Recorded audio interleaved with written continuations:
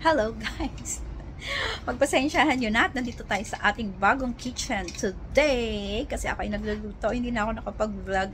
Nakalimutan ko na i-on ang aking camera dahil magmamadali na tayo guys. May surprise kami kay manager dahil birthday niya today and I'll show you. So ayan! Alam niyo na po kung ano yan. Hindi nawawalang handaan sa mga birthday ng Pinoy.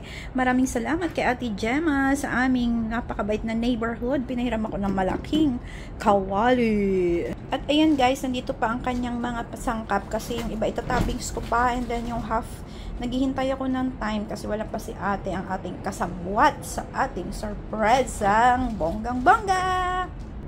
So, ayan guys, napakasarap ng ating pansit. Hindi po pa siya totally nahalo yung mga sangkap niya kasi inaantabayan na natin yung time. May 10 minutes pa ako para mainit kapag ating ihahain sa table. So, ayan lang po, maiksing pasilip sa ating sorpresa sa kusina.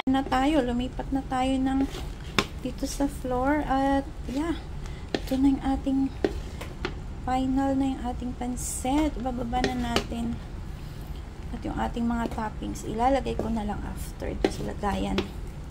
Kasi magpa-5 na. Siguro okay na to. So, ayan yung kanyang repolyo. At ito yung mga gulay pang iba. At karnis. Kompleto na safe na natin. At kailangan natin siya sarap para mag-preserve yung kanyang